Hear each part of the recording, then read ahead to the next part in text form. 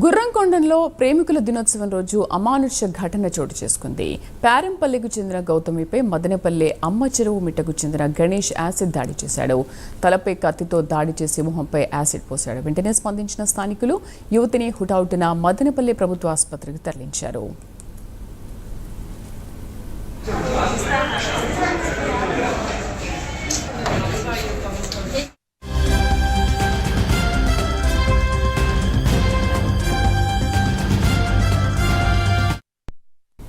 గుర్రంకొండలో ప్రేమికుల దినోత్సవం రోజు అమానుష ఘటన చోటు చేసుకుంది. పారంపల్లికి చెందిన గౌతమిపై మదనపల్లె అమ్మ చెరువు మిట్టకు చెందిన గణేష్ యాసిడ్ దాడి చేశాడు.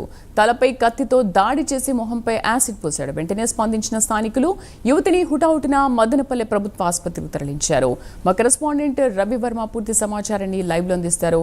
రవివర్మ, అసలు ఎందుకు కారణం ఏంటి, ఎందుకు ఇలాంటి దాడికి పాల్పడ్డాడు, ప్రస్తుతం ఆ యువతి పరిస్థితి ఏంటి?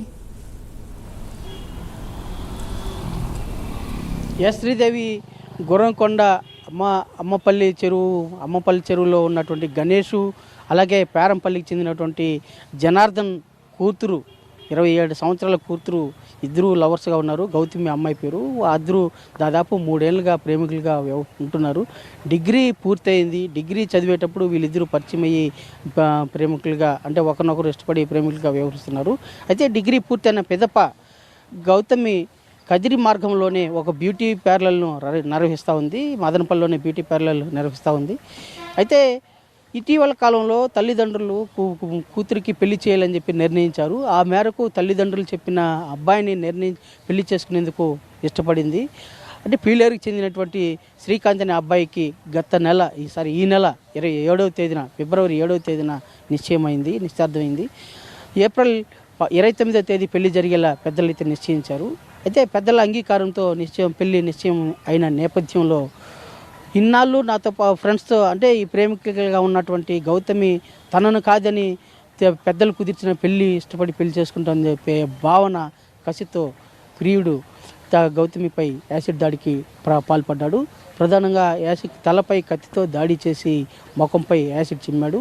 ఈ క్రమంలోనే బాగా ముఖం గాయాలపైనటువంటి గౌతమి మదనపల్లి ప్రభుత్వ ఆసుపత్రిలో చికిత్స పొందుతోంది. అయితే పోలీసులు గణేష్ని అయితే అదుపులోకి తీసుకుని విచారిస్తున్నారు.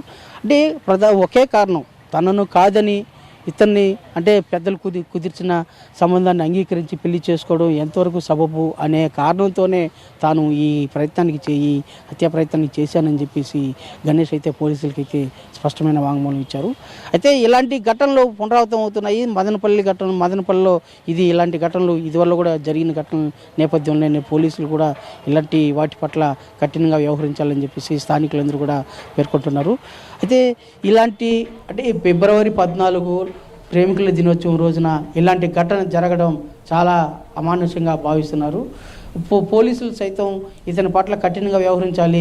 భవిష్యత్తులో ఇలాంటి ఘటనలు ఏది జరగకుండా ఉండాలంటే ఇతని పట్ల, గణేష్ పట్ల కఠినంగా శిక్ష విధించాలని చెప్పేసి, అంటే గౌతమితో కూడా ఉన్నటువంటి స్నేహితులు, అలాగే గౌతమి తల్లిదండ్రులు ఆవేదన వ్యక్తం చేస్తున్నారు. ఆ దిశగా పోలీసులు ఏ మేరకు చర్య తీసుకుంటారో వేచి చూడాలి. శ్రీదేవి, ప్రస్తుతం నిందితుడు గణేష్ పోలీసుల అదుపులోనే ఉన్నాడు. ఎటువంటి విచారణ జరుగుతోంది రవివర్మ?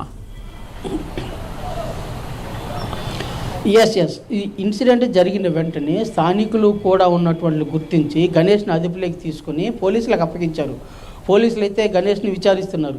ఏ కారణం చేత, అంటే ఇద్దరు ఫ్రెండ్స్గా ఉన్నారు, దాదాపు ఒకే కాలేజీలో చదివారు, ఎందుకు ఇలాంటి అఘాయిత్యానికి పాల్పడ్డారని చెప్పేసి పోలీసులు పదే ప్రశ్నిస్తున్నారు.